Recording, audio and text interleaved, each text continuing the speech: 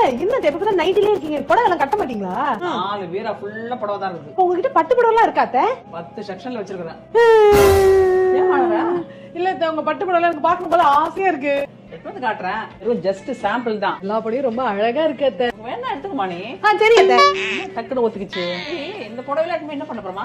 அத்தை அப்படிலாம் சொல்லாதீங்க. நீங்க கட்டின புடவை எல்லாமே விலை மதிப்பு இல்லாதது.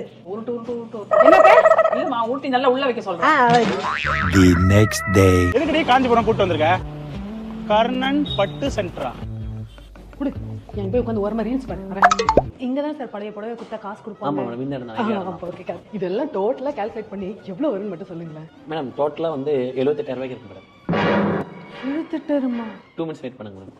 மேடம் இதுல டோட்டலா 78,000 இருக்கு மேடம். உங்ககிட்ட தீபா பழைய பட்டு போய் வாங்கிட்டாளா? ஆமாண்டா, அவ கெஞ்சி கேட்டா, சரி நான் தான் கொடுத்தேன்டா.